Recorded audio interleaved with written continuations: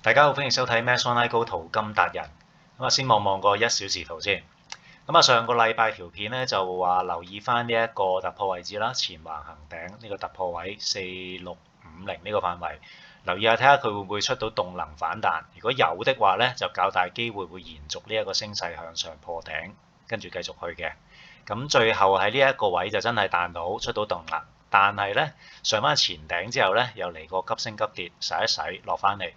最後就變咗一個橫行啦，好明顯見到一個兩頂兩底嘅一個橫行區間。然之後禮拜五嘅時候啦，出埋一個大嘅下跌動能，跌翻穿呢一個橫行嘅底部，同埋呢一個位呢，上個禮拜都話留意下睇下會唔會有動能彈嘅，因為都係一個明顯嘅支持位。最後呢，都係冇水花咁樣咧，大動能跌埋落嚟。而家呢，就變成一個更加大嘅橫行區間，由呢一個4500去到4760左近呢一個位啦，而家變咗一個較大嘅橫行範圍嘅。而家咧，首先睇翻呢一段動能咧，就已經俾一段下跌嘅動能咧，就完全瓦解咗㗎啦。咁就唔好再諗話會轉頭升翻穿呢個頂啊，延續呢一個升勢㗎啦。因為價格喺呢一個位大力跌穿，連呢一個位都穿埋嘅話咧，其實咧就唔會短期升翻穿呢個頂嘅。你哋先當一個橫行嚟做住先。咁往後咧，若果佢喺呢一個關鍵位4500彈到的話咧，咁你可以當係一個橫行啦，亦都有可能回翻上嚟呢啲位繼續跌嘅，因為近期咧係下跌動能做緊主導嘅，你見到係好明顯個下跌動能好強，所以咧之後就算呢度彈到上去，你只可以當佢一個橫行咁做住先，或者下跌的回調上到嚟啲位，可能就要做倉位管理啦，因為佢隨時可能呢度咧有大力轟翻落嚟穿底繼續去嘅。咁當然啦，另外一種咧就直接下個禮拜一開始直接落埋去啦。咁但係如果呢啲咁嘅情況嘅話咧，你又唔會揾到一啲向上嘅機會嘅，所以通常呢啲你就唔會輸錢嘅。咁反而若果你咁樣大力跌落去嘅話咧，到時就留意翻個向下睇下有冇啲咩機會啦。轉頭再講。而家咧首先望一望幅圖。呢個1小時圖啦，見到禮拜五係見到大動能咁樣跌穿呢一個關鍵位，再大動能跌穿埋呢一個支持位，嚟到呢一個嘅4500一個前雙底嘅範圍啦。喺嚟到呢一個範圍之前咧，亦都明顯見到佢個動能咧係減緊速嘅，你見到呢度不斷咁挫緊嘅。咁所以咧，下個禮拜咧就先留意下，睇下呢一個範圍會唔會最後有動能升穿。之前講過好多次啦，大動能跌落嚟嘅話咧，最好咧就係等佢震盪完，見到有力爆翻上去咧，先揾機會向上試。又或者大動能跌落嚟嘅話咧，就有翻咁上下動能，收復翻一啲明顯跌段嘅大半，然後再喺呢一個反彈段咧嘅較低位置揾機會向上試，咁就會安全啲。若果咁大力跌落嚟，佢只係喺度挫一挫，咁樣破一個小結構嘅話咧，呢啲就危險啲嘅。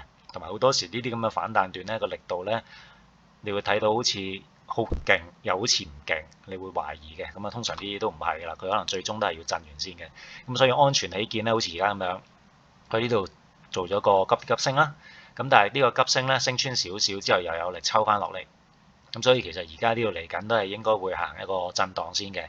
但係最終係點樣震法咧，就唔使估，等佢下個禮拜出咗之後咧，然後見到一個明顯嘅震盪頂，你就喺度等佢大力突破先試，或者再喺下邊洗一下，抽翻上嚟。之前其實洗咗一下㗎啦，咁若果呢度再洗嘅話咧，你起碼要穿咗呢個位先叫洗。若果嚟到呢啲咁嘅位咧，就唔係洗嘅。最主要留意呢樣嘢。同埋下個禮拜啦，最主要睇翻關鍵位啦，呢一個啦，因為頭先所講佢係有可能開始直接大力跌落嚟㗎嘛。若果大力跌落嚟的話咧，如無意外就應該下一格去到4380呢一個位㗎啦。呢度就係前面一個有頂有底嘅一個換位啦。咁而且呢度你會見到有個雙底，大約呢個範圍4380、4350呢啲位，你當係下一個目標。若果大力跌落嚟的話，咁若果下個禮拜大力爆落嚟，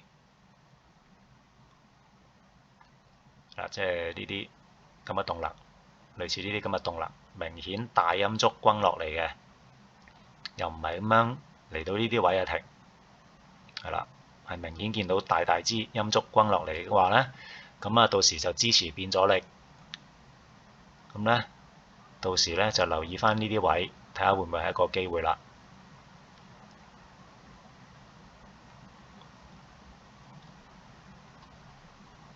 但係首先要出現咗咁大支陰燭，明顯跌落嚟，而唔係嚟到呢啲位穿少少就停咗。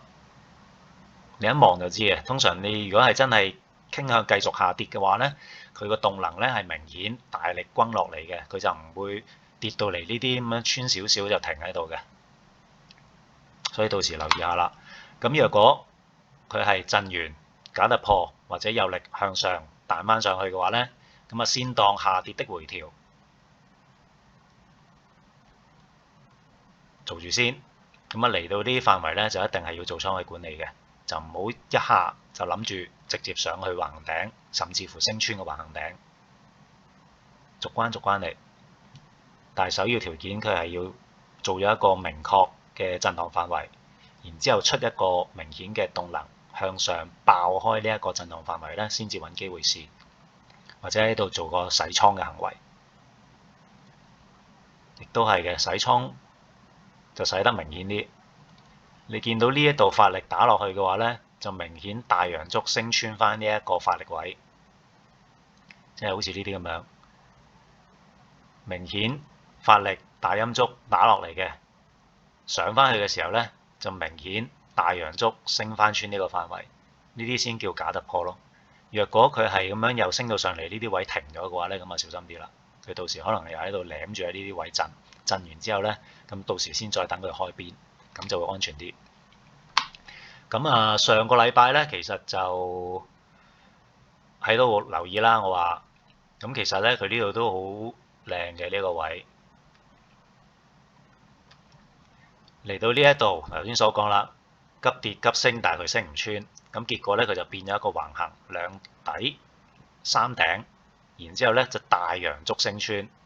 不過呢個形態就靚啦，但係可惜最後呢，佢就冇回翻落嚟呢啲位俾我試嘅。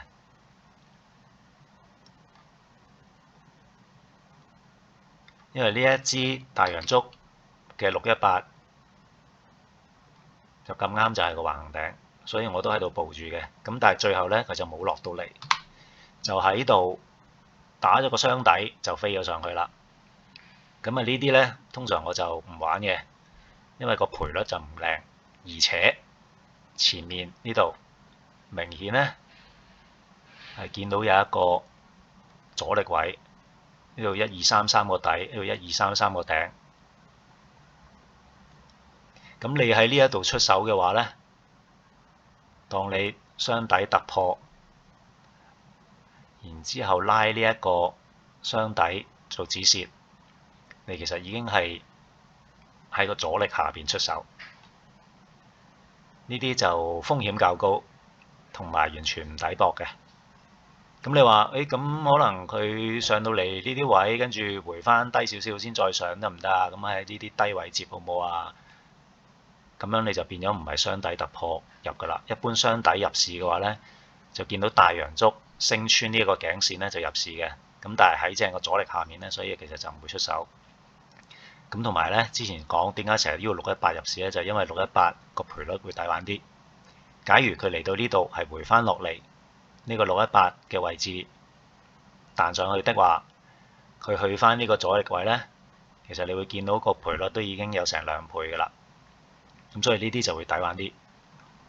咁但係最後佢冇回落嚟，冇辦法啦。咁眼見佢有動能爆咗上去，都冇辦法。咁因為呢個本身係我入市嘅策略嚟嘅，咁你跟翻自己嘅策略就好啦，就唔好有時見到呢啲哇咁大動能忍唔住就出手，出完手跟住又話早知唔入啦，原來喺個阻力下邊。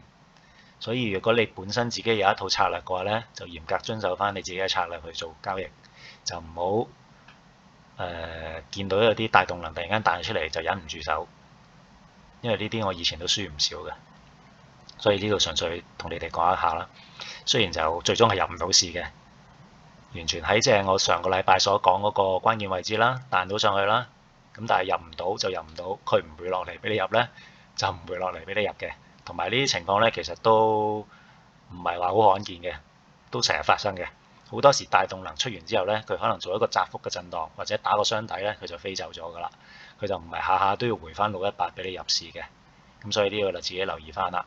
咁啊，同埋留意下，都講少少啦。咁其實好多人都應該唔係全職做交易嘅，咁所以其實你有時做交易嘅時候呢，就唔好為咗做交易而做，你係為咗贏錢而做交易嘅。所以呢，若果你係有一套策略，你知道係正期望值，係可以長期嚴格遵守嘅話呢，係賺到錢嘅話呢，咁你就嚴格遵守，就唔好突然間自己又想入多啲市啊，又或者係喂今日冇入市喎，成身即係好似周身痕唔自在咁樣，千祈唔好有呢樣嘢。若果你係想增加你個入市機會嘅話呢，你應該係用較細嘅 time frame 去揾翻你相同策略嘅入市方法去入市，就唔係降低自己嘅入市要求或者個條件。咁樣做嘅話呢，就嚴重影響你個勝率嘅。係啦，咁呢度純粹嚟講一講啦，大家留意下啦。咁今個禮拜係咁多啦。咁重複一次啦，最主要留意翻下個禮拜個4500呢一個位啦，睇下佢會唔會係跌穿，還是係最終震完之後有力上破嘅。有力上破嘅話呢，就短線先當一個橫行底向上做，或者下跌的回調做住先。咁唔好諗住即刻升穿呢一個4760呢個雙頂。咁就若果覺得幫到手嘅話，咁麻煩留言 share 同埋 subscribe 我個 channel 啦。咁有咩下個禮拜再見，拜拜。